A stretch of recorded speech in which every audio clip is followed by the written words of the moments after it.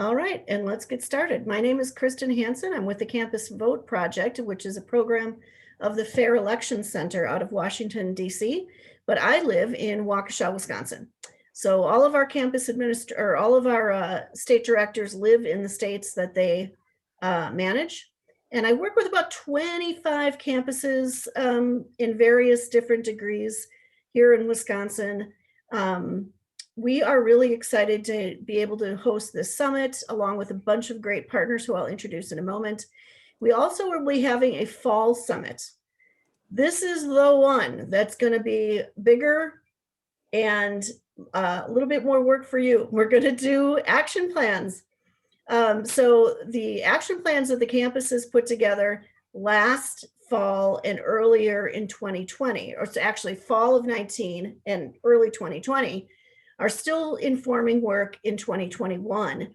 And then this fall, we'll put together our action plans for 2022, which will have the big midterms going, and the following year, 2023. Like many of the other organizations that work with campuses that are here with us today, we do this work year-round, every year. We don't just pop in when there's a big election. So we're working with you all the time. Please do keep yourself muted unless you are speaking, and we will get started. And that did not work. All right, there we go. So I wanted to point out that there are a couple different kinds of recognition that folks get. We work with NASPA to present the voter-friendly campus recognition to our campuses who join that program. And those recognition emails are going out actually right now. Some of the campuses got them today. So we hope that if you become a voter-friendly campus because of the great work you've done, that you'll put that voter-friendly campus badge on your social media when it's appropriate and on your websites, on your voting pages, and let everyone know that you are a campus that cares about civics and democracy. The Wisconsin Campus Voting Challenge is a separate thing that was a collaboration between Campus Vote Project, the All-In Democracy Challenge, and Campus Compact. And those awards will be going out in November as part of the All-In for Democracy awards. Those will happen in the fall. So those of you who are signed up for all of those things will be looking for that recognition in the fall. Speaking of fall, as I mentioned earlier, we are going to also be hosting, along with these partners and maybe more partners, a big fall summit. Now, fingers crossed, this might actually be in person. Or maybe it's in person and there's a hybrid online situation. We'll see where we are in the fall, but that will really have like actual workshops that will help you do action plans for 22 and 23. And there's another round then of voter-friendly campus recognition. So if you've got campuses who have not been part of this program, you can sign up in the fall and be part of that for 22, 23. So I'm going to be sending out a survey to a whole bunch of you to look at when that fall summit should be. I know it's really difficult to find a time and a day that works for everyone. So I'm going to send out a survey and we'll see if we can, the best we can do around that. I wanted to point out that on our website, the campusvoteproject.org, we have new pages for advocacy and events. So the advocacy page right now has information on it about HR 1 that is working its way through Congress right now that has a lot of really great voting rights in it. So take a look at that when you get a chance. Call your senators and congressmen and ask them to support HR 1 because there's a lot of really great stuff that will make it easier for people to vote in that program. And I also wanted to note, especially for some of our partners today, I know the League of Women Voters is part of this.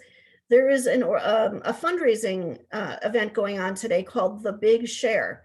This is primarily promoted in Dane County, but it's a charitable drive to support organizations that often are statewide, but happen to be based in Madison. So if you're interested in poking around and looking at some of those, the League of Conservation Voters is in there, the League of Women Voters is in there, the Fair Wisconsin Education Fund is part of that. There's a ton of really great organizations. If you're interested in giving, go to thebigshare.org, but not now. Pay attention now, go to that later.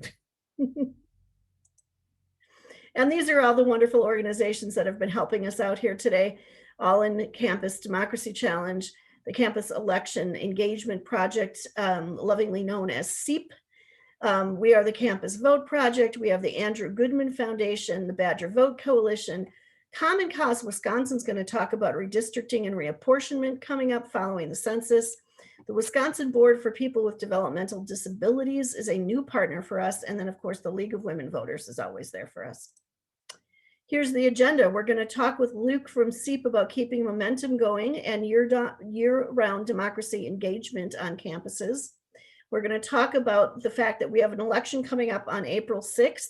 It is not getting as much attention as it needs. That's a very important election for the superintendent of public instruction, and there's a lot of judges and local races. We'll talk about that. We'll talk about voting process, rules, and regulations with the League of Women Voters with Eileen. And then Jennifer's going to share some special resources for and rights of voters with disabilities. As I mentioned, Common Cause in Wisconsin is going to talk about this, what happens now that the census was done last year.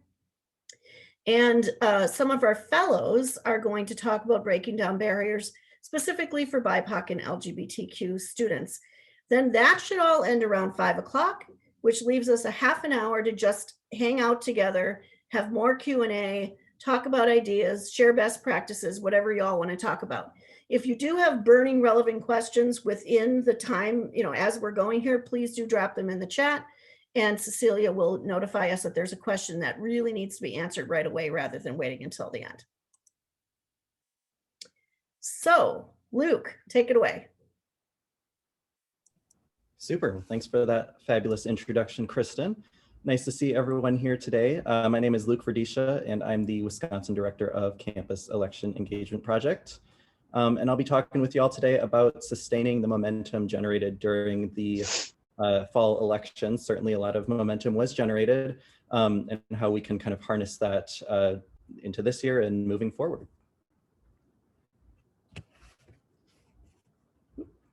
Next slide, please. Thanks.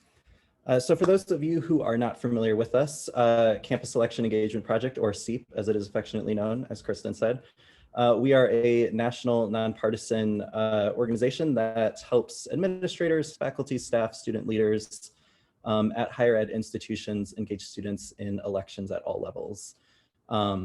So I work with all of these groups of folks across the state. Similar to Kristen, I work with probably around like 20, 25-ish campuses across the state in various capacities to get students out to vote and more generally just engaged in the democratic process.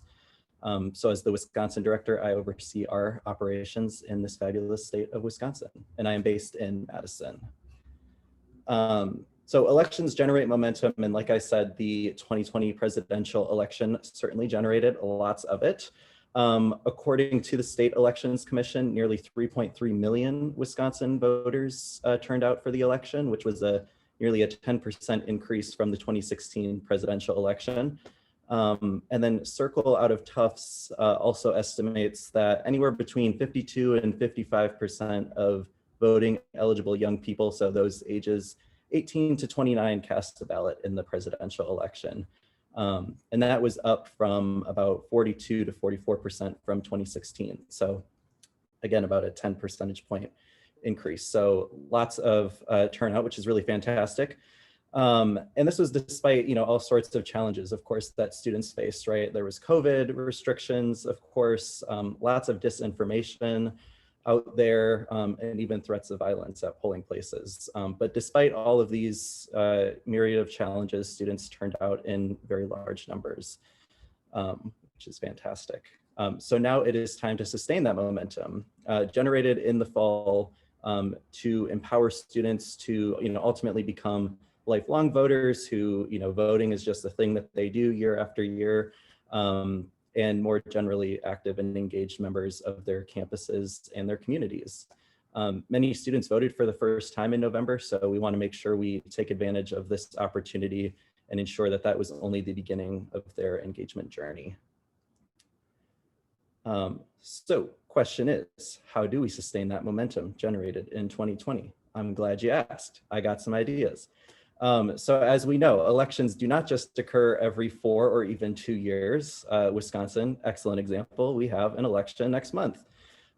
So since turnout is typically much lower during these state and local elections, each vote can make an even greater difference. So there's kind of an especially unique opportunity here to engage students. In the April 2017 election, which was the last election where state superintendent was on the ballot, turnout statewide was just 15.9%. So yes, definitely, yeah, I have the same reaction, Kristen. So especially great opportunity to get students out to vote in an election with such low turnout. There's a lot of opportunity to put a very positive spin on it.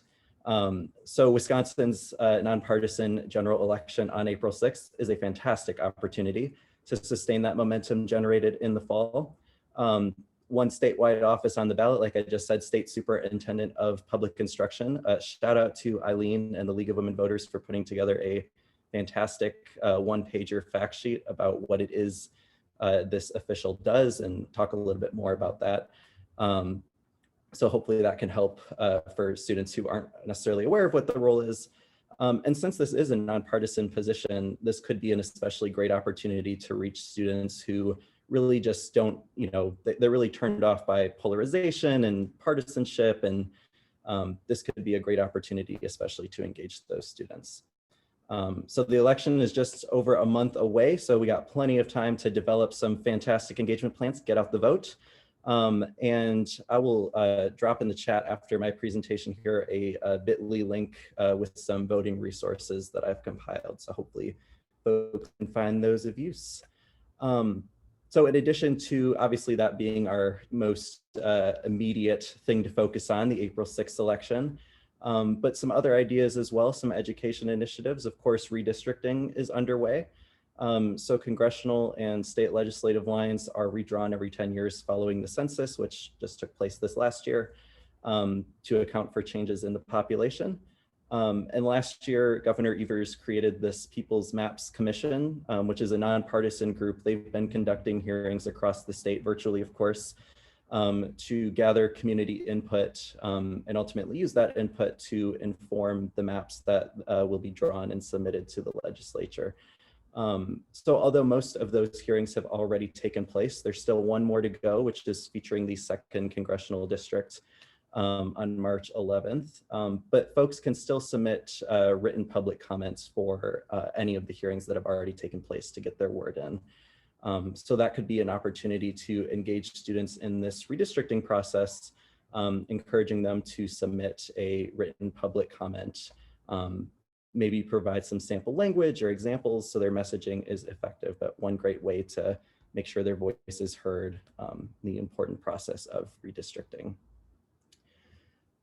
You could also educate students about elected officials at the state and local levels, and what better opportunity do we have? April 6th election coming up, perfect opportunity to do some voter education about these positions, including State Superintendent of Public Instruction, and talking about it through a lens of like how these positions impact students. Alongside with that, also a great opportunity would be to encourage students to contact their elected officials, especially at the state or local level, as a good maybe first opportunity. And again, giving students sample language or examples so their messaging is effective can help kind of nudge them in that direction. And not only does this, help students better understand how government itself actually works, but also encourages them to have a voice and use that voice to hold their elected officials accountable. So, whether a student's preferred candidate won or lost, nonetheless, a very important feature of our democracy is the ability to communicate with our elected officials, hold them accountable, ensure that those officials are aware of their constituents' concerns. And finally, leadership development opportunities also abound. So our ultimate goal, as I alluded to earlier, is not just, turning out students in one particular election. It's not just, we're here every 4 years or every 2 years and we'll kind of disappear. like Kristen said, similarly, SEEP, we're here year round every year. We ultimately want to, make this thing we call voting in democracy a year-round exercise. So our ultimate goal is empowering students to become lifelong voters, active and engaged members of their campuses and communities. So a few examples: you could encourage students to become involved with student government, especially for students who maybe have aspirations down the line of running for office themselves. That could be a good kind of early experience in the campaign grind. Or also, student organizations, whether it's like college Democrats, college Republicans, or just other kind of like issue-based or advocacy centered student organizations. So if a student has a particular interest in climate or the environment, there might be a sustainability club on campus. That would be a great opportunity for them to be involved in an issue that matters to them. You could also support the creation of a student voting coalition on campus to improve access to voting, whether that's, trying to secure an on-campus polling location or, early voting, absentee voting, access to information like that. And then off campus, you could also connect students with community partners that are out there in the community. And this would also be a really fantastic opportunity to get students involved who, they're driven by a particular issue or cause and really want to get involved with that kind of work. So whether it's climate and the environment, the fight for racial justice, food insecurity, there's lots of fantastic community organizations. And so you all can play a really critical role in kind of connecting students with some of those organizations to get them involved, not just on campus, but in the surrounding community as well. So those are, of course, just some initial ideas, by no means an exhaustive list of ideas here, but hopefully that left y'all with something. Hopefully jotted down a note of like, hey, that was a good idea. I think I'm going to try that. I will drop my contact information in the chat. So certainly feel free to reach out to me. I'm always happy to hop on Zoom, as we all live on Zoom these days, and happy to chat. So thank you all very much for the time, and I'll kick it back to you, Kristen. Thank you, Luke. I really appreciate that. As he said, there is a nonpartisan election in April. So this is not something where you have to worry about partisanship happening on campus. Nowhere on your ballot, well, I shouldn't say that. Unless you have a special election. There are a couple of special elections that are partisan, but for the most part, there are no D's and R's on this ballot. So we have contested races. You're going to want to do your research, find out which of those candidates you want to support. There are plenty of great places to do that. Eileen's going to talk more about that, but I can tell you the League of Women Voters vote411.org is a great place to look. They have a lot of information on there that is completely unbiased. It's just the candidates' answers to questions and some forums that feature the candidates. So there's one statewide position that's going to be on everyone's ballot, and that is the Superintendent of Public Instruction. This person leads what we call the DPI, the Department of Public Instruction. When you hear that shorthand, that's who that position is. There are also two regional judicial races that Marquette professor Ed Falone will talk more about the importance of those races later. But these are in appeals courts districts 2 and 3. District 2 is it's 12 counties that make kind of a double ring around Milwaukee County. So not Milwaukee County, but all of the southeastern Wisconsin and all the way up to Manitowoc counties around there. And then District 3 is the entire northern part of the state. So there's a lot of people who are going to have these races on their ballots. We want them to know what they are. So the Superintendent of Public Instruction is a really important position. I asked our fellows who are education majors to do a little research about this position. Unfortunately, they had class right now. So what I'm going to do is share their research with you. So this is the actual job description of this person. The obvious responsibilities that we think about: leadership for our public school districts, providing the public with information about how those schools are doing, attendance, performance, licensing the state's teachers, And also the state's nurses, the school nurses are licensed by this department. And then a really big one is they are in charge of receiving and dispersing all of the federal dollars we get for our schools, as well as the state dollars. So very important job description. The candidates who came through the primary are Jill Underly and Deborah Kerr. And as I said, you can look at vote411.org for information, and of course, go to their websites. You can find forums where the two women are speaking. I highly recommend that you try to reach out to the campaigns and see if you can get a virtual forum for your own campus, especially if you have a strong school of education.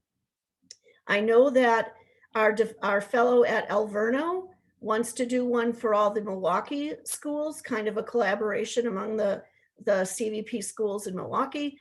I highly recommend again that you do that. I think that the candidates would be delighted to do it. And even if it's hosted like by your education department, it would be a really great thing to draw attention to this race, and really good practice and information for people who are going to become teachers. So this is some of the research that our fellows did. The duties of the superintendent also include things that you all as in higher education should care about. This person is going to serve on the Board of Regents for the UW system, the Board of Trustees for our technical college system, the Educational Communications Board, and the Higher Educational AIDS Board, which takes care of financial aid issues statewide. They supervise transportation services down to the quality and repair level of school buses. So, you know, any parent who's trying to figure out what's going on with busing, this person is going to deal with that. They promote public libraries. They organize conferences for education at all different levels. They implement and evaluate, of course, educational policies and guidelines for our public schools, and sometimes for private voucher schools, depending on what the law is there. But they do have to oversee that and add transparency to some of the private schools who end up getting public tax dollars. So they have something to do with that too. And then of course they develop and oversee teacher licensing qualifications and certifications. I should have had a teacher proof this for me. But so this again, when I'm talking about your education departments, all your students who are studying to be educators, they should really care who this person is, because they're going to be graduating into an environment created by this person. So if they, you know, this is a 4-year position. So even if they're sophomores or freshmen, they're going to graduate, and this person is in charge of how they become a teacher, how their school is managed, how much money it has, how it's funded. We really want to make sure they have a voice in this election. So one of our students, one of our fellows surveyed education majors and faculty members and shared some of her research here.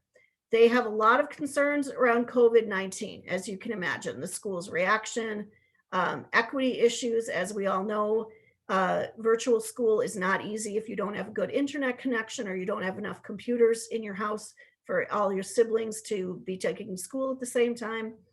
Worried about the quality of education that happened over the last year, and in some cases continuing, and of course, safety of the students, teachers, and staff.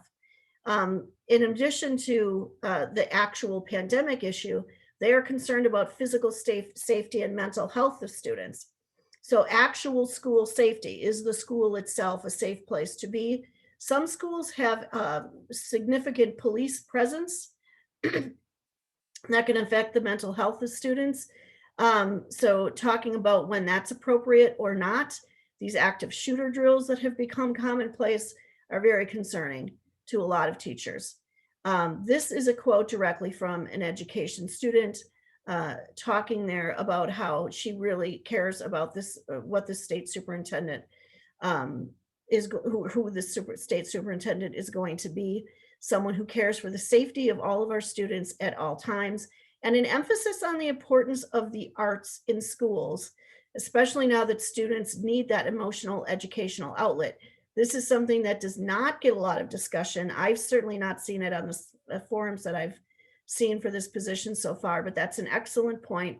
A lot of schools have cut some of their music and arts programs that can actually be helpful for students who are struggling with their mental health. So it'd be interesting to ask these two candidates what they think about that. Equity in education and funding of schools, also a major issue. Racial justice, of course, equity, equitable funding. How our schools are funded is a major issue, and it has been here for decades. That is a legislative issue.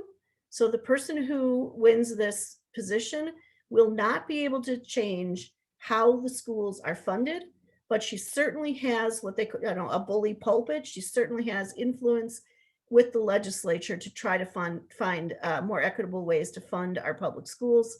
The impact of charter and voucher schools continues to be something that comes up almost every week in the news.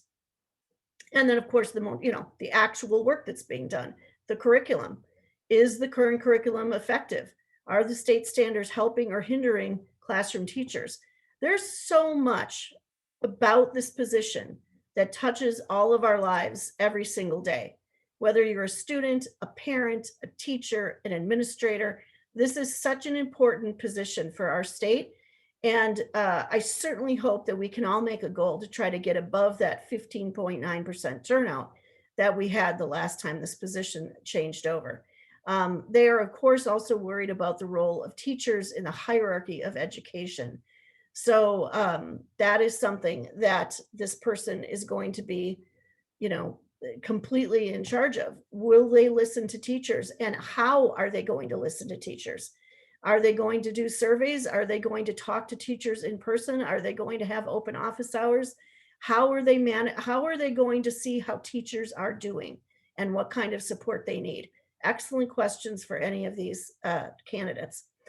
This again is another quote from someone who is in school right now at one of our campuses and wants to be a teacher, and is concerned about that I shouldn't say her, I don't know that this is a young woman. Their experience and perspectives are just as important as those of superintendents, principals, parents, and students, and wants to make sure that her voice is heard in this election. So I hope that you will reach out to us. If you have any questions about how to promote this race on your campus, you certainly do not have to, endorse a candidate. You shouldn't endorse a candidate. You don't need to. They are both qualified women. You can just put out a forum, put out information about them. The most important thing is to get your students registered or re-registered if they've moved since the fall, entirely possible. And Eileen is going to talk more about that later. And then, of course, just make sure everyone knows that there actually is an election on April 6th. With any luck, we'll have beautiful weather, and that'll help a little. You're going to hear a little bit more also in the future about some other local elections that are happening. Depending on where you live, you may have school board elections for your local school boards. So a lot about education in this election. You're going to have town and village boards of trustees and some mayors, depending on the size of the city that you live in. If you're in a town or a village, check and see, of course, what your campus actual, where your campus is. Is there an election for a village board or town board that encompasses part of your campus? I know one of our schools has part of the campus is in a village that will be electing a board of trustees. How does that village, or how do those candidates feel about having that school there?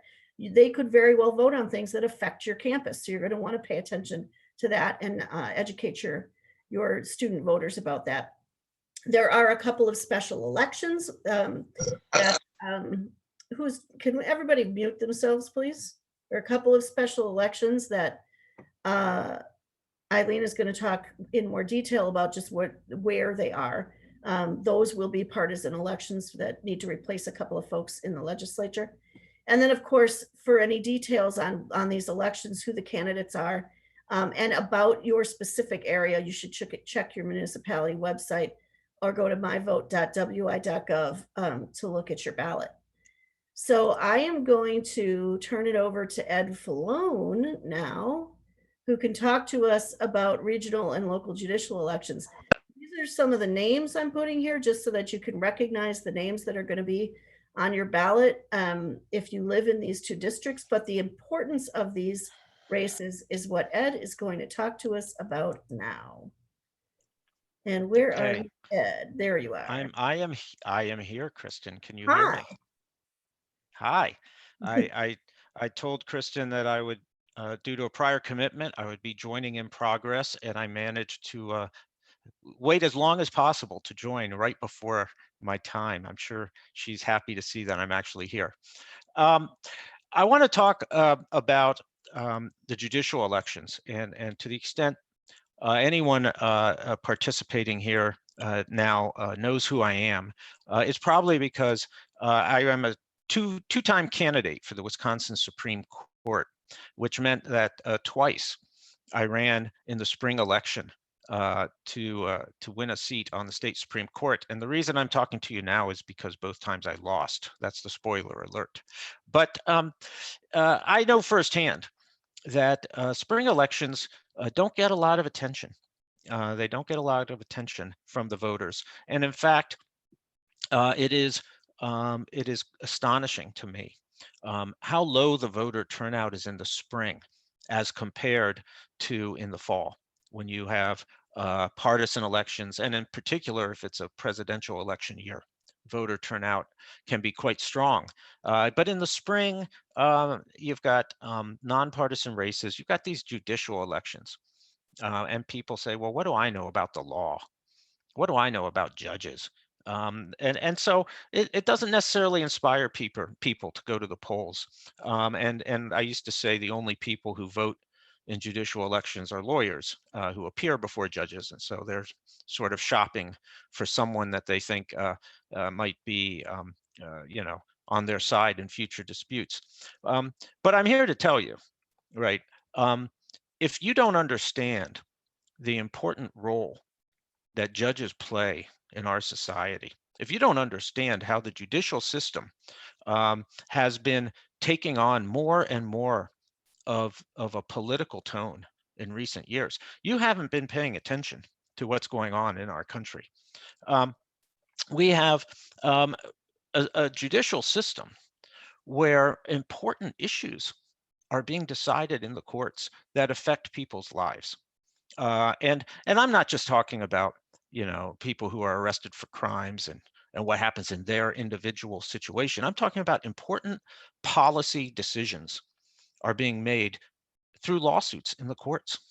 And I can give you an example. At the federal level right now, there is a district court judge in Texas, and I'll get to Wisconsin in a second, trust me. There's a district court judge in Texas who has issued a ruling that Congress doesn't have the power under the Constitution to pass a law making a moratorium on evictions during this coronavirus pandemic, saying that Congress just doesn't have the power to pass such a law at all.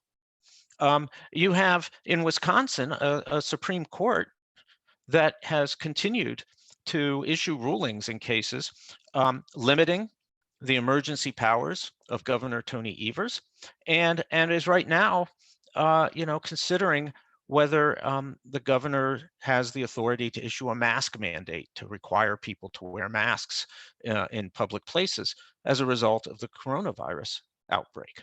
And these are important issues of public concern and public policy. I think, to tell you the truth, the Wisconsin Supreme Court has been far too involved in setting public health standards and policies in response to an outbreak of communicable disease. What do these judges know about public health and communicable disease? Why are they telling us what sorts of restrictions are allowed in order to keep people safe and what kinds of restrictions are not allowed? I think it's amazing to me how involved the courts have gotten into public policy decisions in recent years. And I'll say this: if you are someone who believes that government should solve problems, and you think that the biggest obstacle to having government solve problems is electing members of the state legislature or electing a governor who agrees with you, that's not your biggest obstacle. Your biggest obstacle is going to be judges. Even if you elect a state legislature that has a majority of your political party that agrees with you on the way to solve the problems our state faces, even if you elect the political actors who can pass laws, those laws are going to get reviewed by the courts. And the judges have an enormous power to say, no, we're not going to let you do that. We think it violates the state constitution. We think it violates the federal constitution. And so having political power in terms of the number of people you elect to the legislature is only half of the battle. And unless you elect judges in our state who are willing to defer to the legislature, to allow the legislature to exercise the will of the people and pass these laws, unless you have judges who are willing to let the legislature do that, you're still not winning the battle. You're far from winning the battle. And I think at the national level, President Trump and the Republicans spent most of his presidency trying to stock the federal courts with conservative judges who would, even after he was gone and Joe Biden was elected, and the Democrats now control both houses of Congress, the federal judiciary is stocked with judges appointed by Trump who are there waiting to stop legislative actions they don't like. And in the state of Wisconsin, we have a similar situation. The Supreme Court in Wisconsin is split 4-3 in favor of conservative justices. And even though we have Tony Evers, a Democratic governor, they are there to act as a check on him and his actions. So when you look at these elections, and listen, you can be a conservative because I think conservatives and Republicans have paid more attention to judicial races. And that's why they have the advantage in Wisconsin, because they have been paying attention. They have been getting their voters out in the spring elections. And so when you look at what's coming up on April 6th, you see several Court of Appeals races. There's not a Supreme Court race this year, but there are several Court of Appeals races. And the Court of Appeals is just a level below the Supreme Court. And they're going to get the first crack at deciding these policy questions that are so important. And then, of course, you've got circuit court judges, which are in the various counties around the state.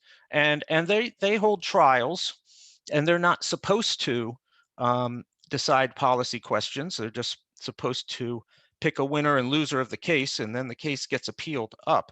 However, one thing we've seen in all these lawsuits that have been filed relating to the pandemic and the response and restrictions on bars and restaurants and requirements to wear masks, one thing we've seen is that even the trial judges have been very active in issuing rulings that take on the public health measures that are imposed by state agencies and county and local agencies as well. So judges wield an important power. And if I could just impart to all of you on this conversation, taking part in this summit, one important thing to remember is that judges are a check on the legislature.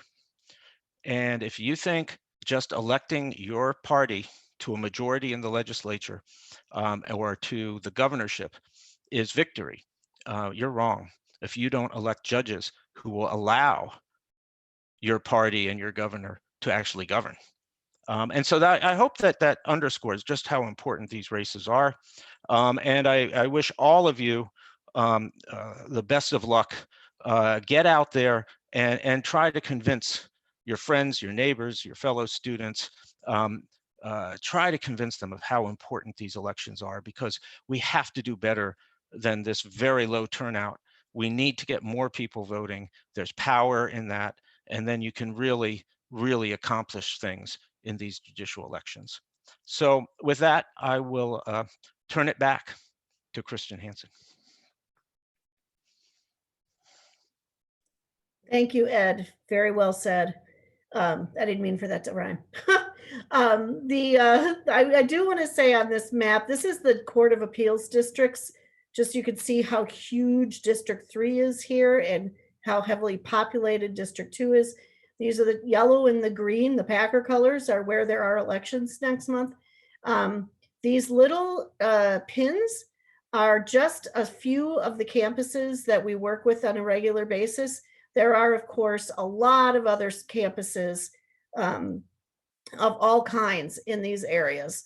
So if you, regardless of where you're from, take a look at this map and you can tell all of these folks in these counties are going to have these appeals court races on their ballots. And down here, whether you live there or your campus is there. And that's another important thing to think about. If you have an important race at your permanent residence and you want to make sure you weigh in there, you can vote absentee from home. Vice versa, you can vote absentee or you can vote from your campus address. That is part of the law. You can choose whether to vote from your permanent address or your campus address as a college student. So we are now going to hear about the actual mechanics of how you vote from Eileen Newcomer, our resident expert at the League of Women Voters.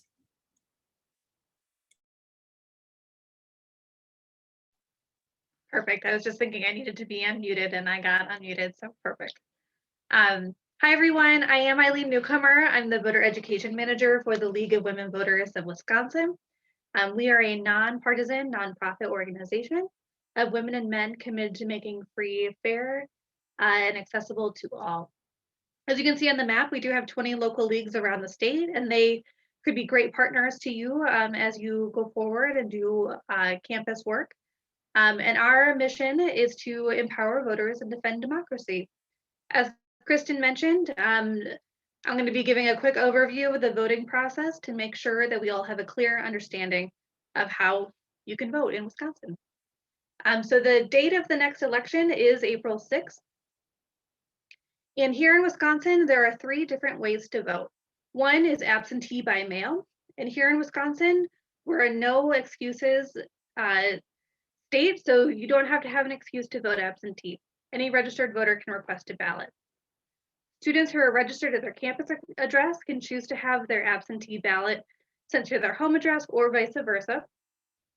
Make sure if you're going to vote absentee to plan ahead, think about where you're going to be so that you can actually receive your ballot and return it, and make sure to give yourself enough time. Voting absentee is easy, but it is important that people follow the instructions to make sure that it's counted. Voters need to have a witness sign their certificate and put their address on the return envelope. Witnesses can be any adult US citizen. Another option to vote in Wisconsin is in-person absentee. This is often called early voting. It begins 2 weeks before Election Day, and hours vary by municipality. So if you want to learn more about what your community's early voting times are, the best person to check with is your municipal clerk. And then finally, the third option is on Election Day, and polls are open from 7 a.m. until 8 p.m. Next slide, please. Here's kind of a quick overview of what's going to be on the ballot. Spring voters are going to be deciding the future of our schools, the courts, and local leadership. As was mentioned earlier, the state superintendent of public instruction's on the ballot, Court of Appeals in districts 1, 2, and 3, state senate for district 13, state assembly for district 89. Those are the 2 partisan races, and our special elections only in those districts. A circuit court judge is also on the ballot, and then a slew of local and nonpartisan races. And again, these are going to vary based on the community that you live in. A lot of people kind of overlook these nonpartisan and local races, but as we've kind of been discussing throughout the whole summit, they're very important. Local government makes decisions that directly affect your local communities. They're directly responsible to you and your neighbors. And many municipalities are leaders on issues like environmental sustainability, public health, job creation, and policies that can't get national or even state traction can sometimes get moved on the local level. And so just one reason to consider voting in the local elections. Now we're going to get into voter eligibility, who is eligible to vote in Wisconsin. But I do want to quickly acknowledge that not everyone is eligible to vote in Wisconsin, whether because of their citizenship status, age, felony status, or because of a guardianship decision. You're eligible to vote if you are a citizen, if you will be at least 18 years old on or before Election Day, if you've resided in Wisconsin for 28 days prior to the election, if you are not currently serving a sentence, including incarceration, parole, probation, or extended supervision for felony conviction, and you have not been determined by court to be ineligible to vote. This most often would come up through a guardianship decision. Next slide, please. As Kristen mentioned, residency can be interesting for students. It's great that students have the option to decide if they're going to register to vote either at their campus address or their home address. But students should be aware that once you've registered at your campus address, you must vote from that location until you move. So if you are on campus, you move back home, then you can re-register at home. But once you've registered on campus and declare that's your address, you should vote from that address. Also, a student who's registered to vote at their home address and lives on campus, they can continue to vote from that home address, or they may choose at a later date to vote from their campus address. Next slide. So who needs to register to vote? You need to register if you are a first-time voter. So if you are new to Wisconsin or have never voted before, you need to register before you can vote. You need to register if you've moved. That includes if you've moved dorm rooms from one dorm, even down the hall to another one. I know I used to live in an apartment and I literally moved from one floor to another and I had to re-register. So do keep that in mind. You also need to re-register to vote if you've changed your name. There are 4 different ways to register. One is online, and you have until up to 20 days before the election to register that way. Similarly, you have up to 20 days before the election to register to vote by mail. You can also register to vote in person at your municipal clerk's office or at your polling place on election day. And I do want to highlight that here in Wisconsin, we do have same-day registration. So voters can show up to the polls, register to vote, and continue to vote all at the same time on election day. And not every state has this. And we're very fortunate here in Wisconsin to have that be the case.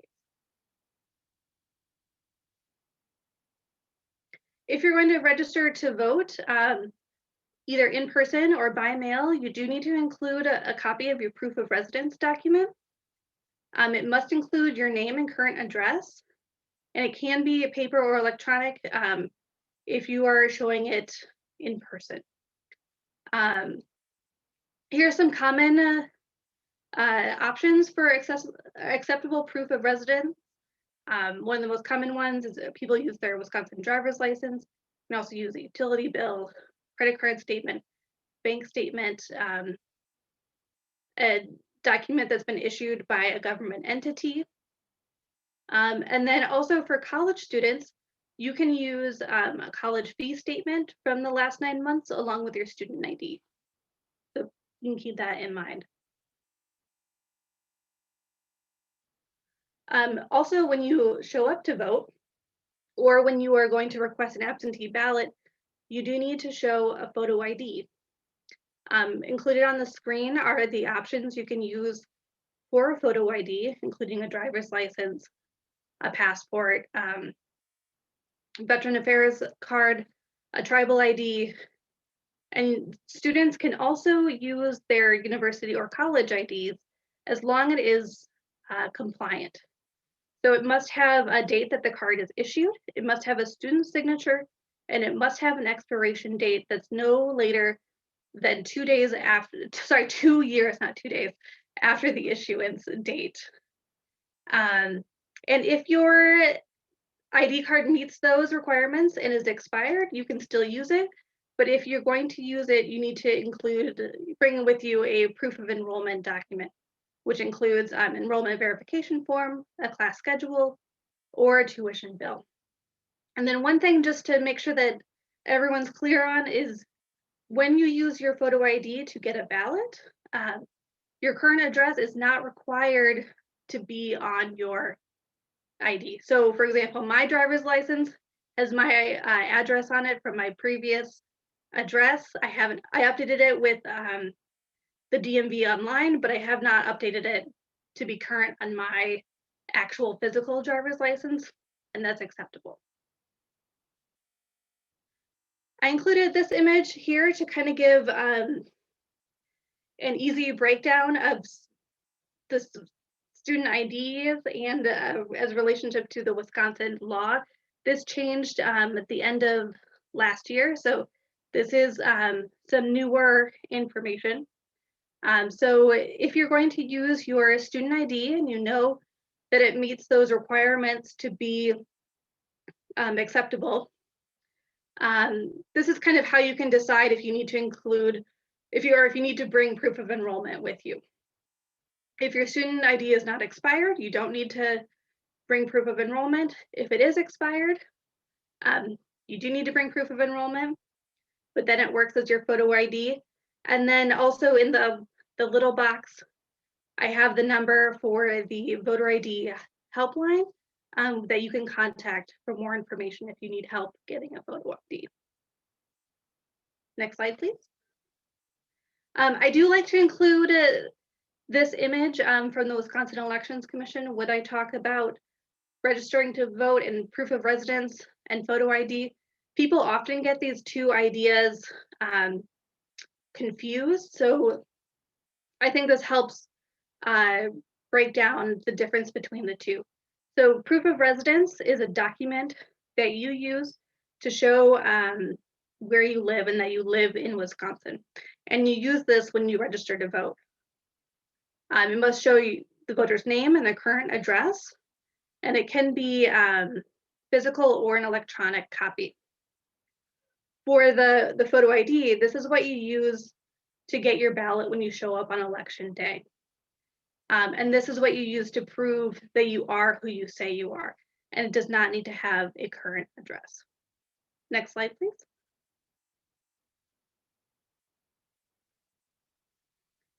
Whenever I talk to people about voting in Wisconsin, I always want to make sure that they are familiar with the myvote.wi.gov website. It's the website set up by the Wisconsin Elections Commission. They're the state agency that oversees elections in Wisconsin, and it is a great kind of one-stop shop for a lot of information that voters need. So here voters can check where their polling place is, see a sample ballot to figure out who's on their ballot and who they should be doing research on. You can register to vote at this website. You can request an absentee ballot. You can also track your ballot. And after the election is over, you can actually go in and see, was your vote counted and what method did you use to vote in the election? So really, spend time perusing this website because it is a really helpful resource. Next slide, please. And then finally, I just wanted to end by sharing some of the league's resources as well. And one of the ones that's been kind of brought up during the summit so far is vote411.org. This is the league's kind of voter information website. It's another kind of one-stop shop. There's information about voting in all 50 states, including Wisconsin. And it's also the place where we post our unbiased candidate information. So as Kristen mentioned, we don't endorse any candidates. We don't want to tell people who to vote for, but we do want to provide information so that they can make an informed decision when they go to vote. So we ask candidates to respond to our questionnaires and we post their answers verbatim on the site. So that's where people can go to find that information. And then I also want to quickly plug our website. We have a lot of really great voter information on there as well. We also have it available in both English and in Spanish. So if you know people who need Spanish resources, please do send them our way. And that's all. If anyone wants to follow up with me or has any questions, I'm always open to talking to people about elections and voting, and happy to be a resource in the future. Thank you so much, Eileen. I'm just going to add one more slide here about student voting, and that is if you have students whose permanent residence is out of state and they want to know what's going on or how to vote back home, this map is on the Campus Vote Project website right on the front page, and you can click on any state and it'll tell you what the rules for student voters are in that state. So if a student says, is it too late for me to vote absentee from my permanent home address where I'm still registered, you can pop on here and find out. Very, very handy. We've been sitting now for an hour. So if you want to stand up and stretch, now would be a good time. Wiggle around in your chair, stretch your hands over your head, whatever you have to do. You know, we don't want anybody to get too cramped up sitting for 2 straight hours. So feel free to do that for a sec.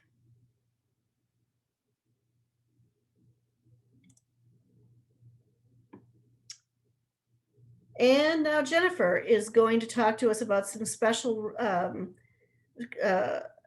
things that we need to know to share with voters who might have disabilities. They are accommodated or should be accommodated for voting, and we're going to find out how and what their rights are. If we can unmute Jennifer, please. Yep, I think I'm good to go. There you are. Thank you. Yeah, we the Disability Vote Coalition really appreciates this opportunity to be part of the summit today and make sure students with disabilities are being included as we talk about getting the vote out. So just a little bit of background about what the Disability Vote Coalition is. It's another nonpartisan organization that is really looking to make sure that voters with disabilities can fully participate in the entire electoral process, from registering to casting a vote to actually being able to access different polling places.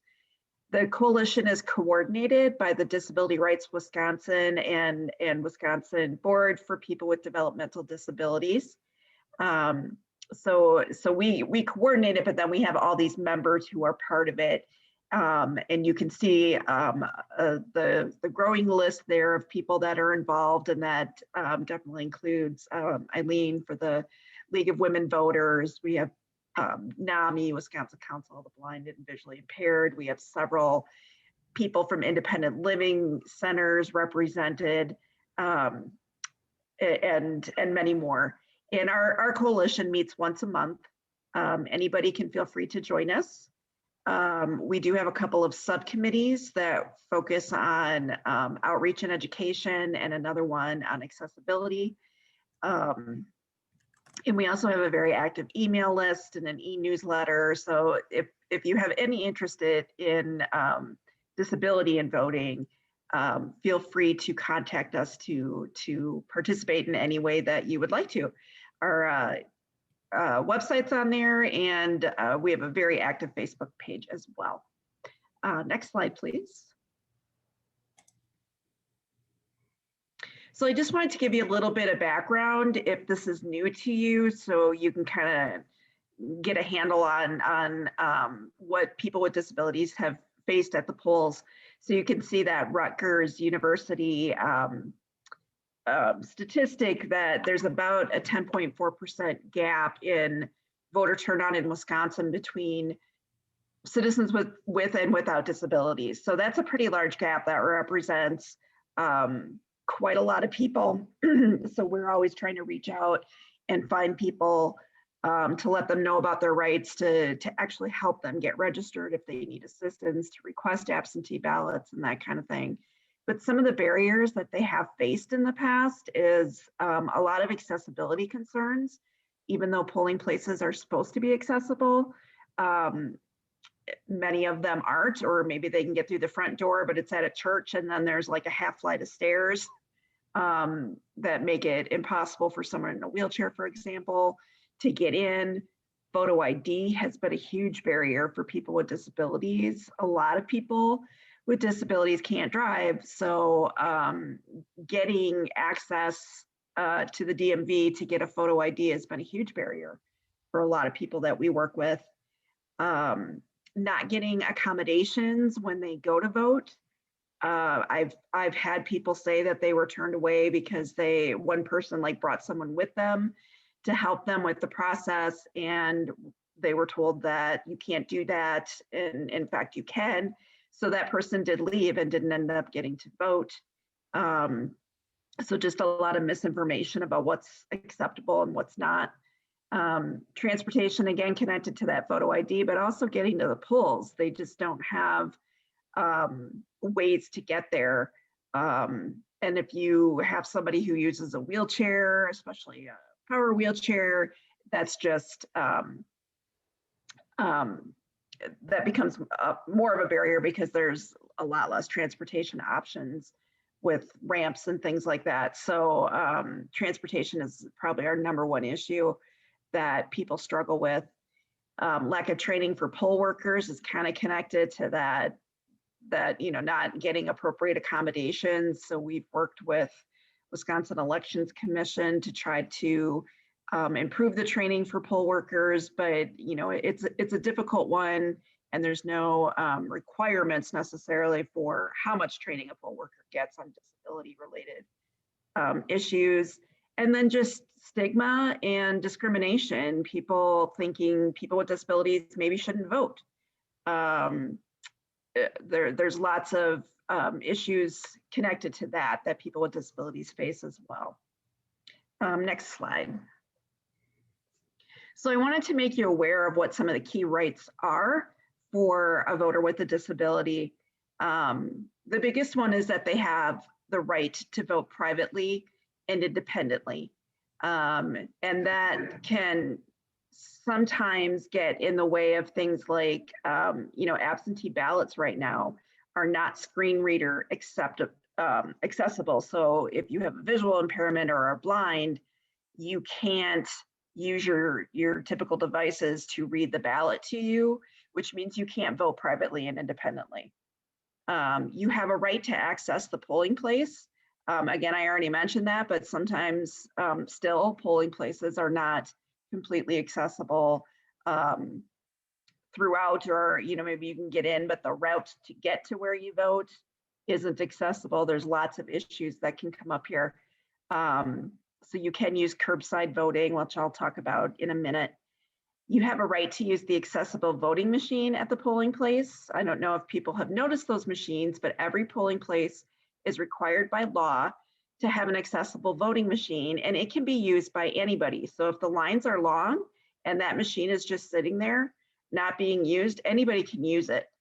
It's not just for people with disabilities, but it is an option. Again, a lot of people who are blind or visually impaired can use that machine, and they can put on headphones and it'll read the ballot to them and help them make their choices privately and independently. Some common accommodations that people can ask for at the polling place are things like a chair to sit in if you can't stand in line. That's been a huge issue. We've all seen the photos on the news with how long the lines were in some communities. That's a big barrier for a lot of people with a disability. A signature guide. So if you're signing the poll book, it's just like usually a metal guide that's just the size of the signature, and they lay it there on where you're supposed to sign. So you sign in the correct place. A magnifying glass, if you have a visual impairment, you can ask for. And then assistance stating your name and address. Everybody has to state their name and address. And we actually worked on changing the law with having to state your own name and address, because a lot of people who were deaf or had speech impairments had difficulty doing that. So they can have someone else state their name and address for them as long as it's said out loud. You can have someone come with you to mark your ballot. I had mentioned that person that did that and was turned away. As long as it's not your employer or union representative, you can bring someone with you to help you, someone that you trust. Of course, they shouldn't tell you how to vote. You can go to the next screen, please. And then a couple final rights. So the curbside voting I had mentioned before, if you can't get into your polling place because of a disability, you can get curbside voting. And that means 2 people come out to your car and bring the ballot, witness you completing the ballot, check your ID there, and that's how you would vote. We just strongly advise people to call the municipal clerk before you go, because every municipality does it differently. The best and easiest is if there's a phone number visible that you could call, so people know that you're there. But sometimes it's a doorbell, sometimes it's honking your horn.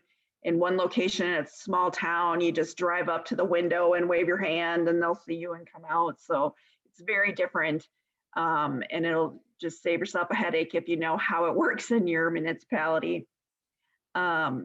You can file a complaint if you feel your rights have been violated.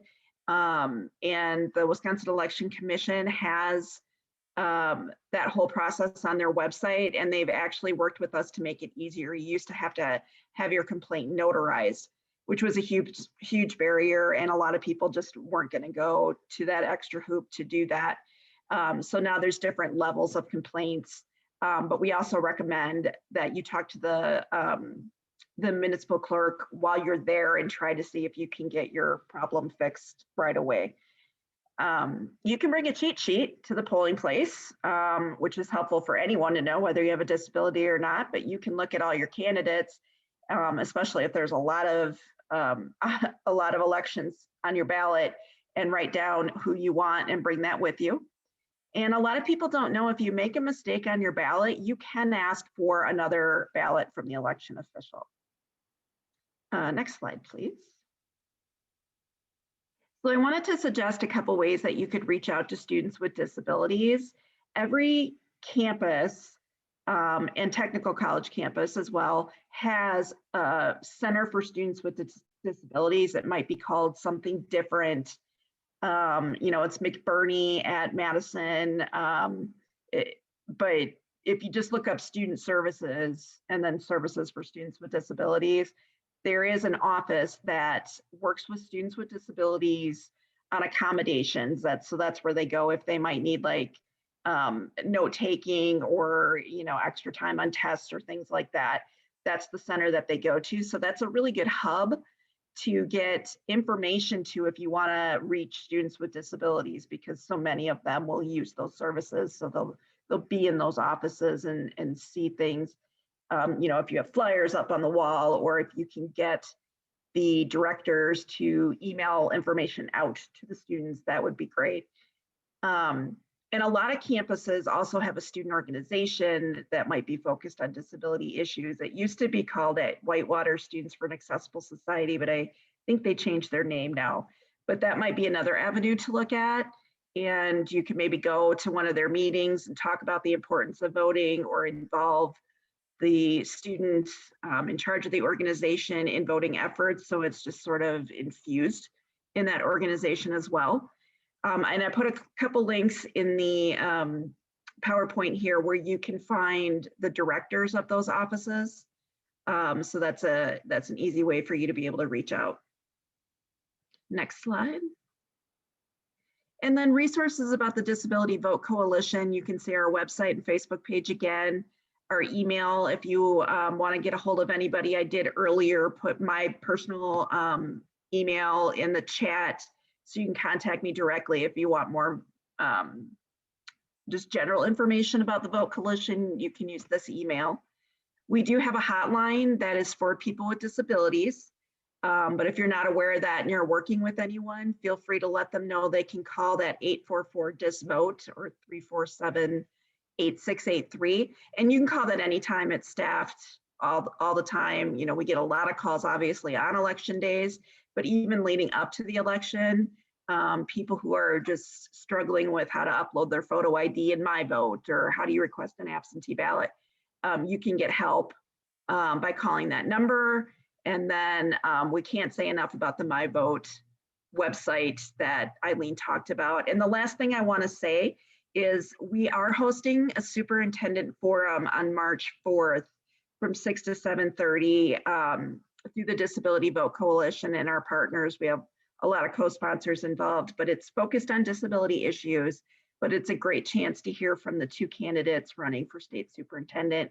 And I put a link to that information in the chat right before I started talking, so you can get the flyer. So yeah, I encourage you to get involved, and we have tons of resources on our website. Anything to do with voting and disability, you'll find it there, and please share it. Thank you for your time. Thank you so much, Jennifer. That was great.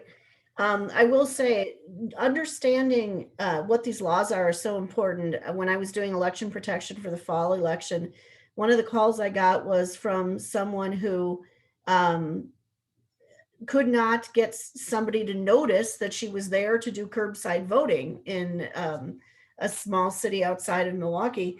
And she finally just called the city clerk, found it on her phone, called the city clerk and said, "Hey, I'm sitting here outside this polling place.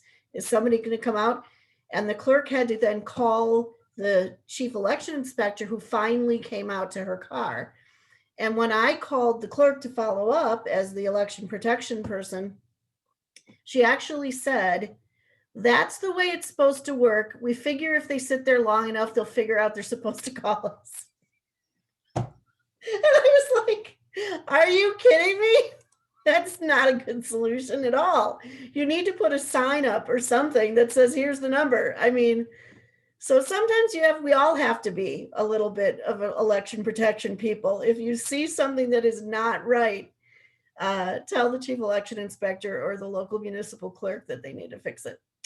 We are running a couple of minutes early, and I have no doubt in my mind that our next speaker is going to fill up those couple of extra minutes with no problem at all. I'm delighted to have I'm delighted to have the executive director of Common Cause Wisconsin here, Jay Heck, is going to talk to us about what happens now that we've done a census. Thank you, Kristen. That's a polite way of calling me a windbag, I think, right? Hello, everyone. It's great to be with you from sunny Madison.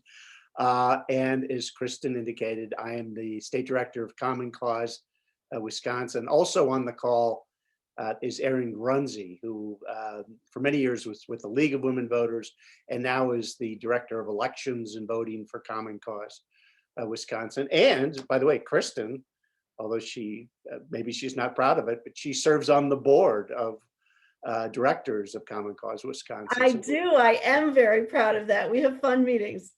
So we're well represented here, but thank you. And the way I wanted to start basically was by saying that if I were to have this discussion with students or really anybody 10 years ago on the subject of redistricting, I would see screens immediately darkening, everybody leaving the room, and Kristen and I and maybe Erin would have been left here talking amongst ourselves because 10 years ago in Wisconsin, or really in most of the country, most people, and particularly students, just had no idea what redistricting was, what impact it could possibly have on your life directly, why it mattered. Redistricting is something politicians do. It's something that they get together and in smoke-filled rooms back when people smoked and decided who was going to represent what district in the legislature and in Congress. And I think it's safe to say that most, if not everybody, certainly in Wisconsin, but I think probably in the rest of the country, has some fundamental understanding about how important this process is now, because it really determines our government. It determines who represents you in the state legislature, who represents you in Congress. And of course, it then, as a result of that, determines what policies are considered, listened to, passed, defeated, enacted into law. And obviously how that affects the student population is tremendous. And the way that it does in Wisconsin is particularly important.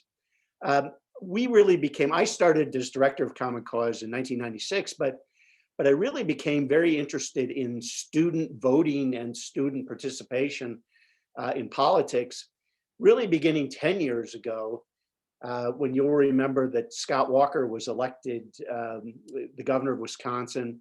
The Republicans seized control of the Wisconsin legislature. And at that time, they decided to instill massive cuts across basically public universities and colleges across the state, a $250 million cut in direct state aid for state universities in the state. And one of the things they wanted to do was decrease and mute the political power of the student population in the state. And of course, what they did back in 2011 was they instituted the most extreme and restrictive voter ID law in the country, bar none, more restrictive than states like Mississippi, South Carolina, Georgia, states that had a tradition of restricting the rights of certain big segments of the population to vote. And in Wisconsin, the majority party, the Republicans, decided to institute this voter ID law, as I mentioned. And originally what they wanted to do was make sure that any student ID, any photo ID that students could use, could not be used for voting. They wanted to make sure that no student ID could be used, that the only way you could vote in Wisconsin was if you had a Wisconsin driver's license or a passport, or maybe one or two other forms of ID, a tribal ID or a military ID. They didn't want any student IDs to be used. And there was such an outcry and such outrage expressed by my organization, by the editorial boards of the newspapers in the state, and by students, that the Republicans had to reluctantly allow some forms of student ID to be used to vote. And while that's good, it still stinks, because it is more difficult if you are a student in Wisconsin and don't have a Wisconsin driver's license to vote than in any other state in the country. And why is that? Well, you know, if you're a student, because so many of the forms of photo ID, I think it's at 10 of the 13 four-year public UW campuses, and at least half the private colleges in Wisconsin, your photo ID that you're issued as a freshman, you can't use to vote. You have to get a different form of photo ID. So that's by design. And the reason and that's obviously a classic form of voter suppression. The other classic form of voter suppression of students and the population is the way that the state legislative and congressional districts have been drawn beginning in 2011. The Republicans wanted to make sure they controlled the legislature, controlled funding for the UW system, for private college scholarships and all the rest for the next 10 years. And so the way to do that was to make sure that they were in power. And to do that was that they drew state legislative and congressional districts to ensure that they would never lose control of the Wisconsin legislature. And their process worked exactly as they had hoped. For the last 10 years, they have held tight control over the legislature. Not a single congressional district has changed hands because of an election.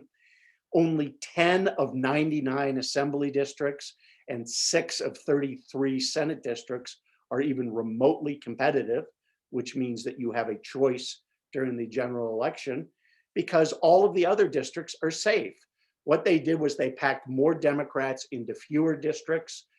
They spread Republicans out over the state so that they would have more control over more districts and more voters, and then used voter suppression and their big advantages in campaign finance and in money to be able to make sure that they were going to maintain control of the legislature. All you have to do is look at what happened in 2018 when Democrats swept statewide offices in Wisconsin, the governorship, attorney general, secretary of state, treasurer, all won statewide by Democrats.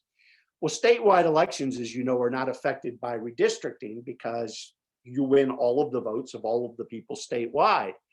But in the legislature that year, not a single seat changed hands because of the way the lines were drawn.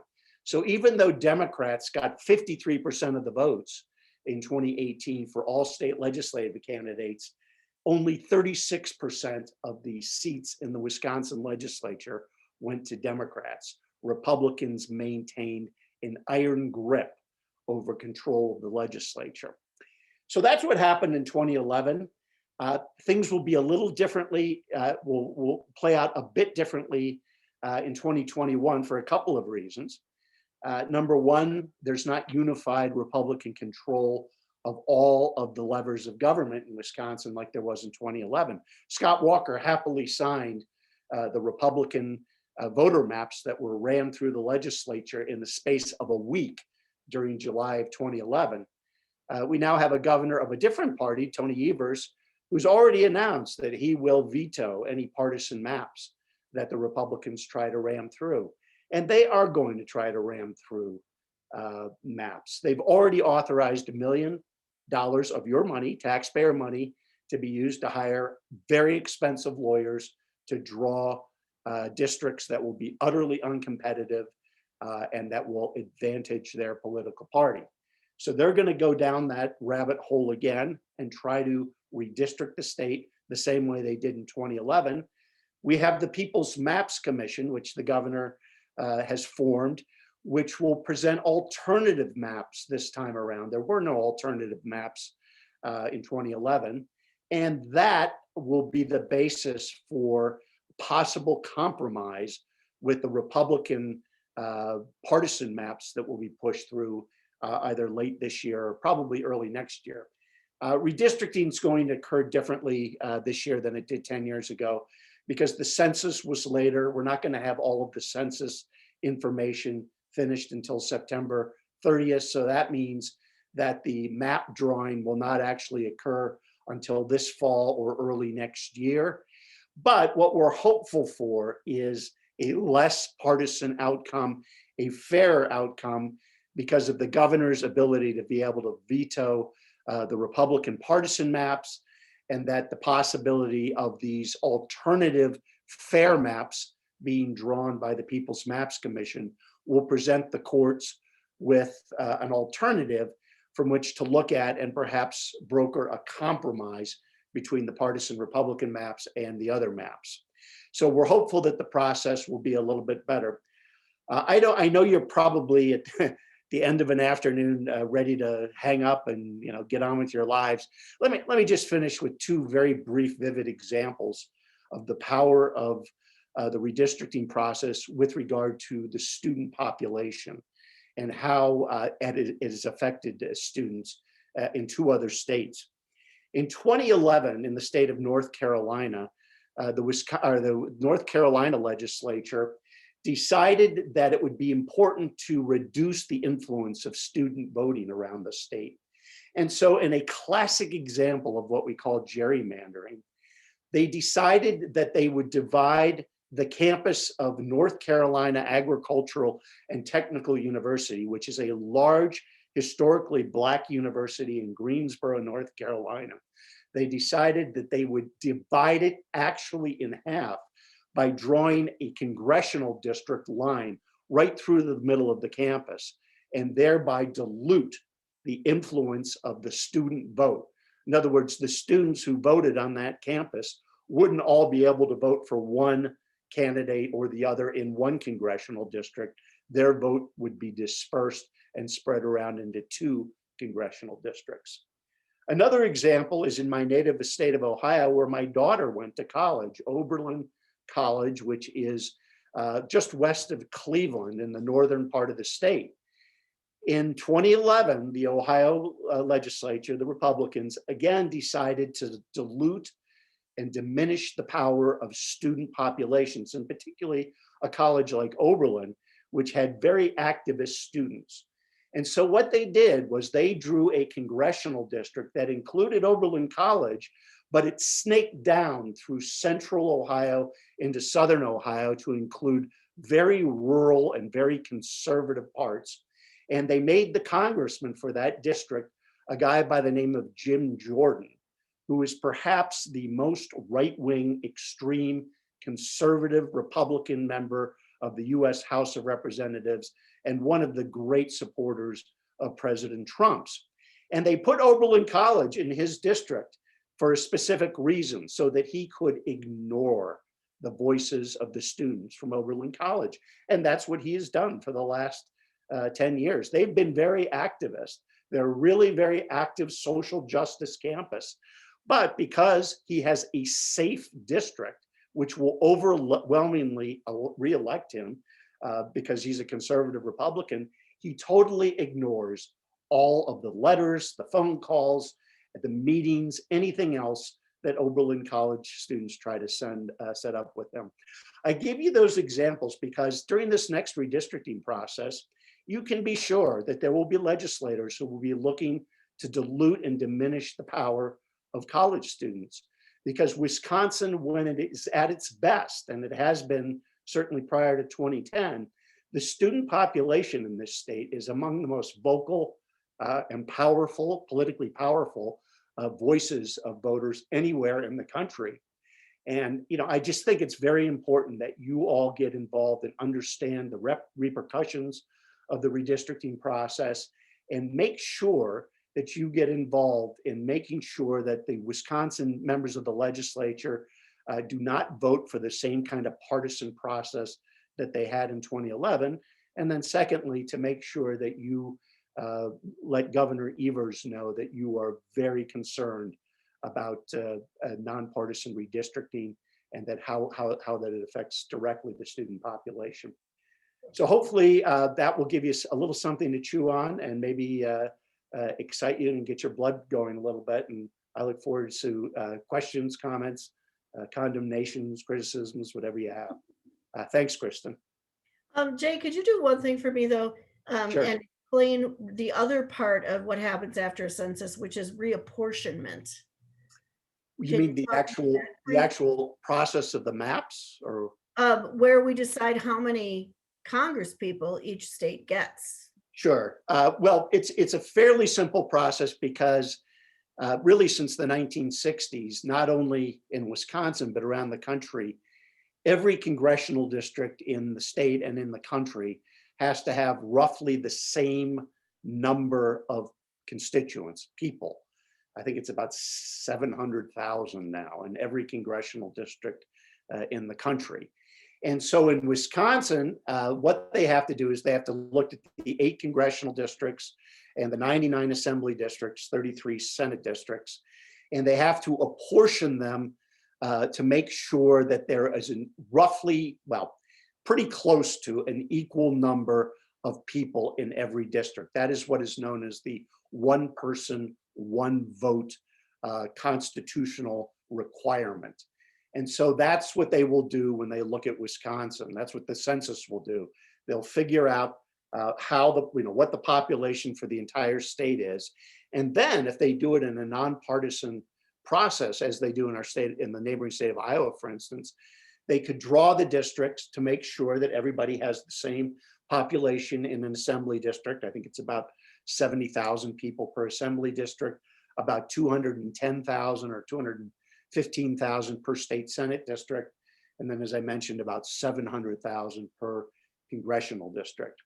And that in Wisconsin is a top-down process. It used to be bottom-up. It used to be at the local level first, and then it would go up, and then the legislature would do it. Scott Walker and the Republicans wanted to control the entire process. So in 2011, they passed a law that made it so that they will determine the legislative district map first and the congressional district map. And then your county supervisors and city aldermen and those people will draw the local maps. And of Is course, that what you're looking for? we also hope that we have not lost population. And I don't think we're going to lose a seat. You don't think? I think we're probably not going to lose a congressional seat, and it's an important reason why we're on the cusp of losing one. And had President Trump's process of counting people been in place, Trump only wanted to count US citizens in the census. The Constitution since 1789 says you shall count people who live in the United States, not citizens, but everybody who lives. And of course, I don't have to tell you, you know, back in 1790, the way they counted people was very different. They counted African Americans, slaves, as 3/5 of a person. But nevertheless, we have always since 1790 counted everybody, not just citizens. So as a result of counting all of this, the people in Wisconsin, this, you know, citizens and non-citizens, we will likely not lose a congressional seat. We will not likely lose, you know, all the advantages that come with population with regard to federal funding and all the rest. Good. All right, good. I was actually a bit concerned about that. All right, and finally, before we do a larger Q&A, we have several fellows, democracy fellows, are going to talk about some specific barriers to student voting. Some of them we've talked about already, but some of them we have not. And I've asked them to share their perspective of being a student voter, and anything that you all can take away from their experiences when you're working on your plans to get the student vote out this spring. So if everybody's ready to go. Yeah, thank you, Kristen. My name is Sophia, along with Julia, Kayla, and Cecilia. We're interns on the Badger Vote Coalition. Yeah, and we're just going to talk a little bit about some barriers on our campus that we noticed for voting.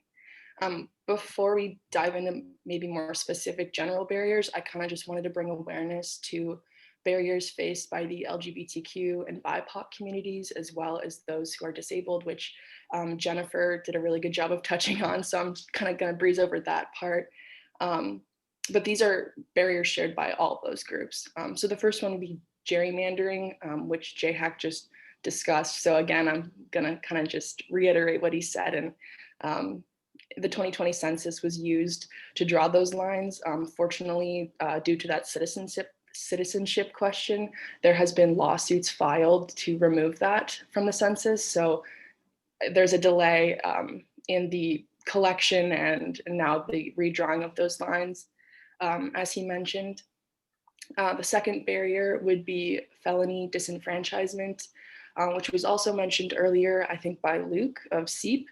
And in Wisconsin, those with a felony on record cannot vote after or during their sentence. They have to vote after the completion of their sentence, which makes 1 in 13 Black Americans unable to vote due to these laws. So clear discrimination.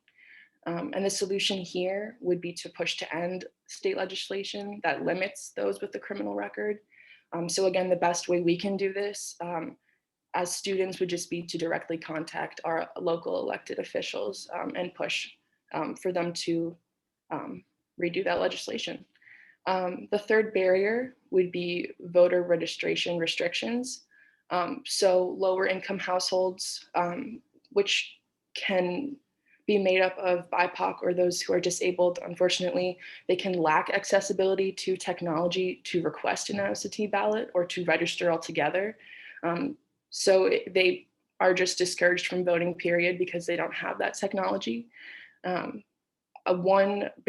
couple barriers for the LGBTQ community would be having their legal name displayed on their ID or having to change their name, having different names on different forms of IDs, different gender markers on different IDs, having to change those gender markers.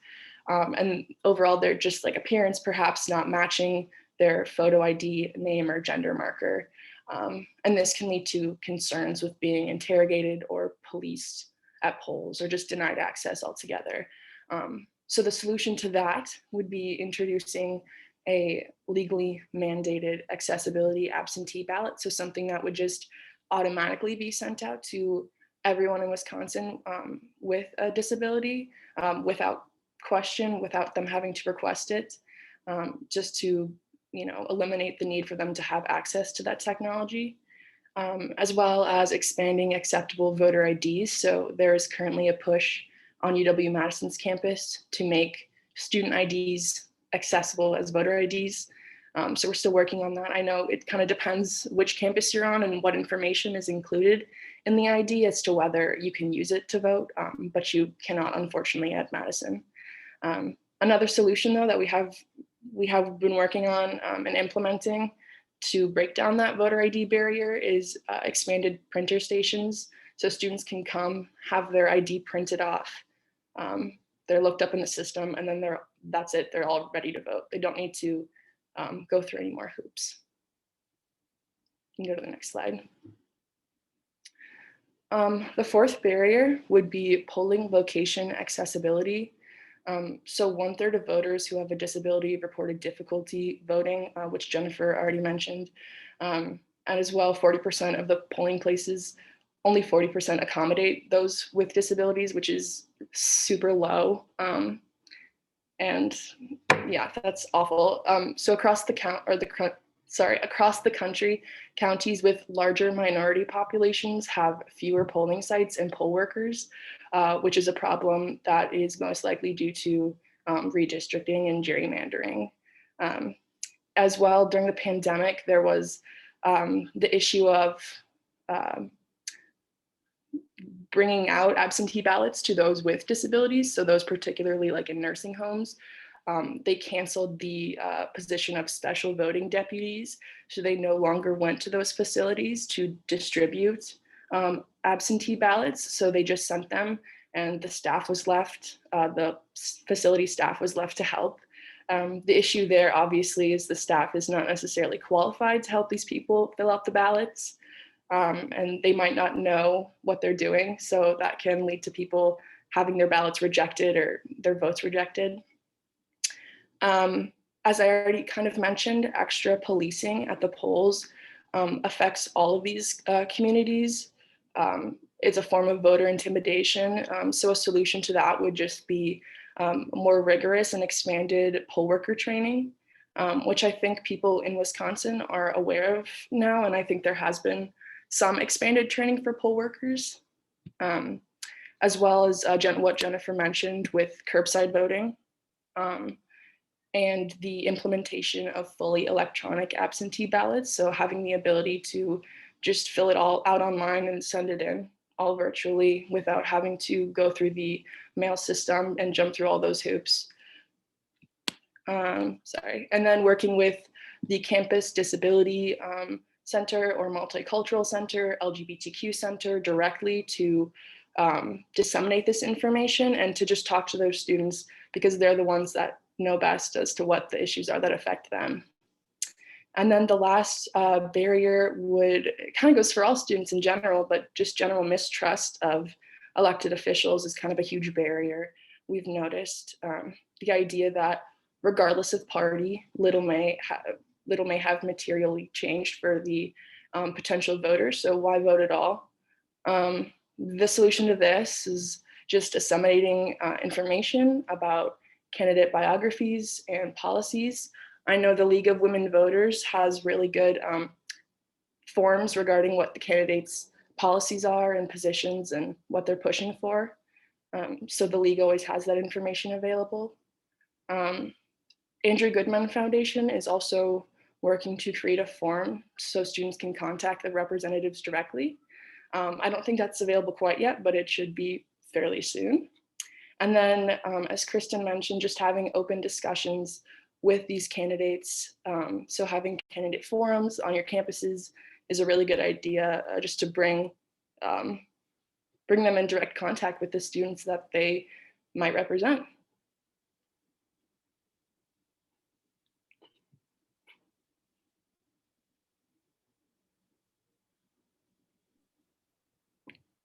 Is someone else going to do this section? Yeah, Julia, do you want to take it away?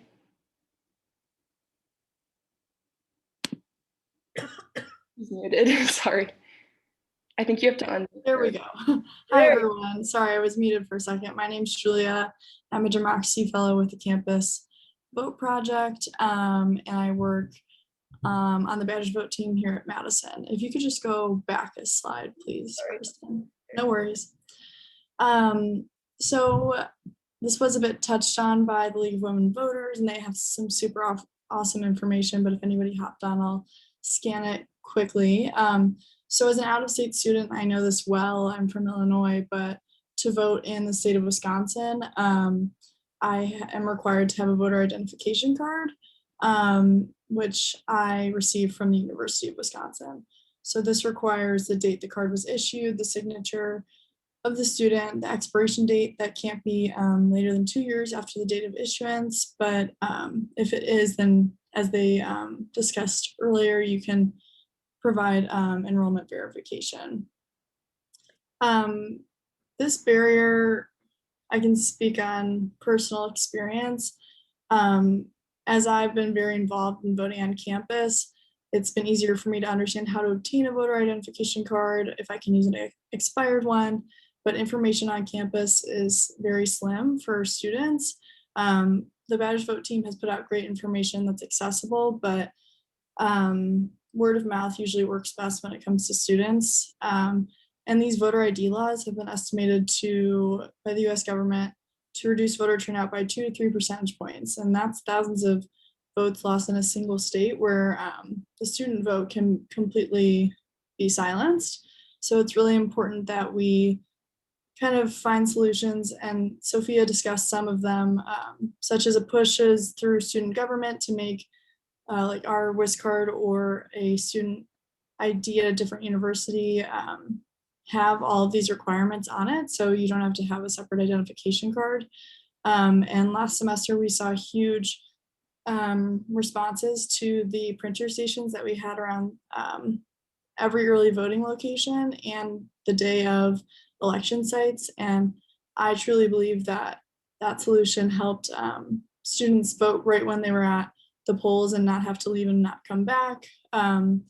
So those are some solutions that we've been working on, but ideally state level changes through legislation to get rid of these voter identification laws would be ideal. And I will pass it to the next slide. Actually, Julia, stay here for a second.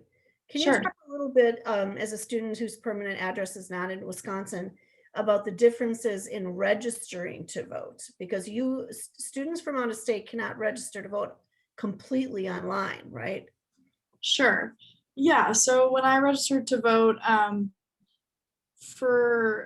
once I had already proven that I had residency here, so I had to give a proof of, I think somebody discussed this earlier too, but proof of residency. So I had to show like a bill from my apartment with my address on it to kind of prove that I live here. And then I also had to, everywhere I go is different, honestly. So I think that's why it's important that I hear a lot of stories from different students that different things are required. And I think it's important that students know what the real requirements are.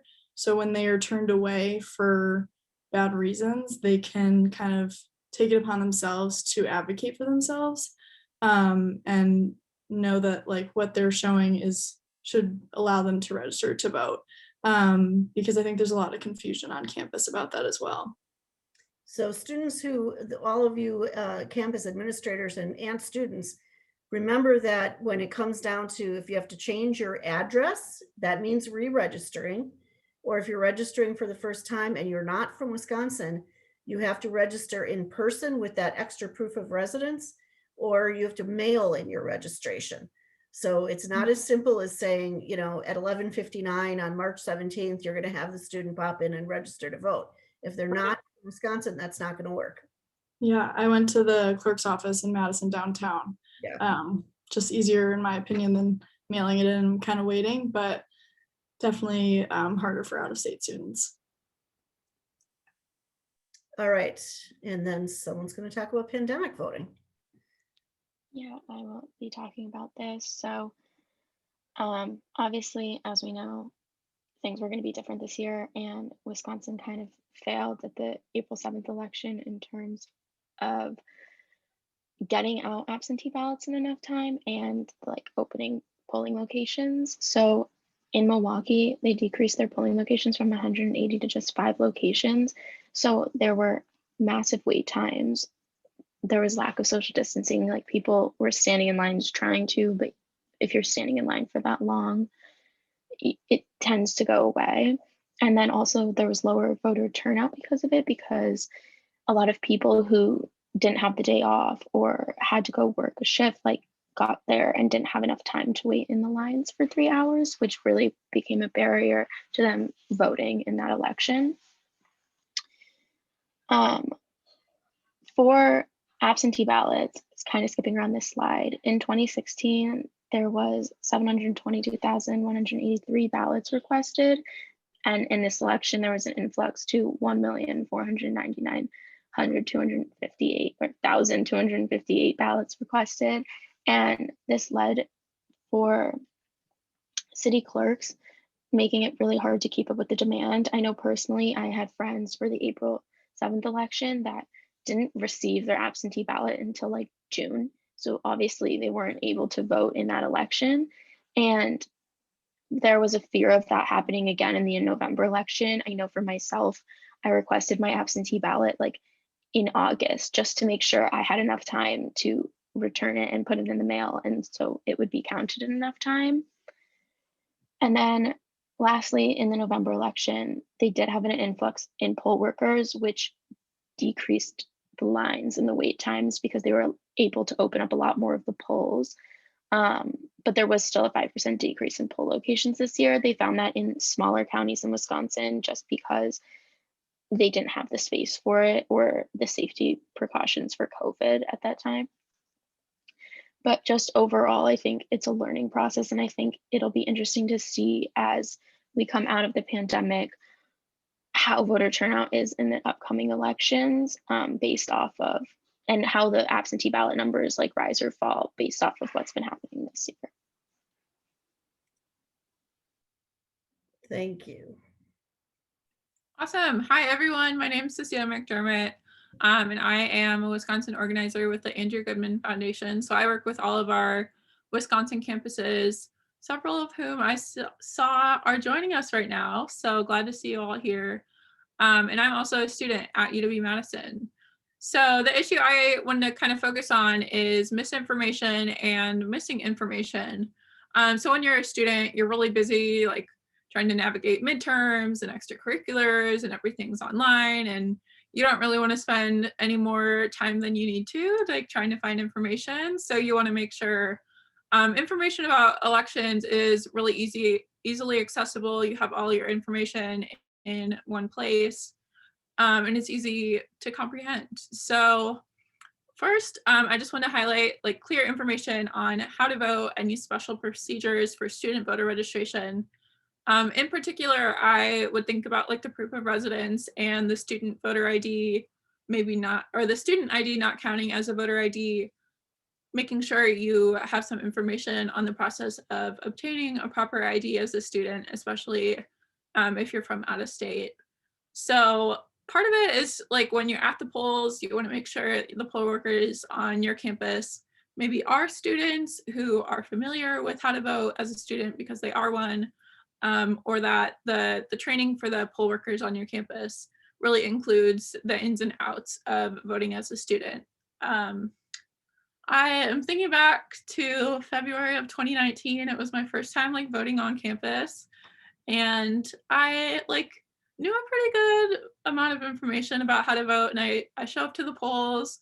It wasn't too busy. I go to re-register with my new apartment address, and they like didn't check my proof of residence. So I was like, oh, are you sure I can vote? Like, don't you have to check this? But not everyone's gonna have that same level of familiarity. So you really wanna make sure you have like a checklist or something that students can bring with them to the polls to make sure they have everything they need to vote, they have a plan to vote, you know, when and where, and all that information is right at their hands. The other thing I have been thinking about is making sure your campus voting websites are up to date. So one project that I'm working on this semester is looking through every campus in Wisconsin at their voting websites to see like, oh, is your elections still talking about February? Maybe even worse, are you still talking about November and there's nothing about April? You really want to make sure you are building relationships with whoever your communications person is that's updating those websites, especially when deadlines are changing so much. I remember like last year, back in April, March, there were lots of changing deadlines about online voter registration, when you can request your ballot, things like that. So one thing I would really recommend is building a strong relationship with the person who is updating your voting website, and maybe just like make a calendar event to check your website every 2 weeks or every month to make sure it's still up to date. And finally, about information for students, we really want to be highlighting how all elections matter. I know there was a lot of excitement for the fall elections. I don't think it could go a single day without seeing like 20 Instagram stories about the November election. But now with February and with April, these are seats that there's not as much like national attention for sure. But even like local attention. So we want to make sure first, like students know there is an election, but also like, why should they be excited about these seats? Like how will it impact their life? What differences are they going to see based on who wins these elections? So like I said, the league has some really, really incredible information that you can share with your campuses. You don't really need to reinvent the wheel. Like you can just share some local stories. Maybe if your campus paper is doing candidate highlights, things like that, just disseminating that information is really helpful. But also like you can do some voter education campaigns, really explaining like what's on the ballot, how you can check what's going to be on your ballot through the My Vote website, and where you can find more information. So that is most of it for misinformation and missing information. I think the one thing I really want everyone to take away is just the excitement, making sure things are up to date, but students really are just feeling motivated. So even if there are all these barriers we have to work through, students are so excited that they're able to push through it and still go vote. Excellent. And they have some, is there someone else going to talk, or should I just mention these? A few more links here. Especially this article, Voter Suppression in the 21st Century, is very, very interesting. And again, we will get, you'll get this slide when I send this out to everyone. So here we go to stand up and stretch again, if you want to do that. Everyone is spending too much time sitting at their desks. So let's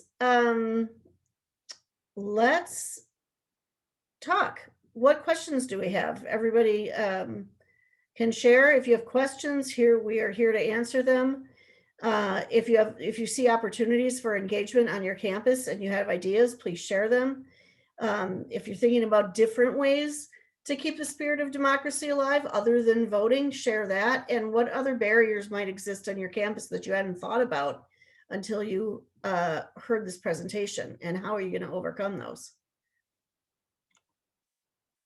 So we will do that. I am going to unshare, and here's just a thank you for everyone who helped put this together again. All these fabulous groups that we all work together, and we really appreciate you. I'm going to stop sharing and ask everybody to talk. And I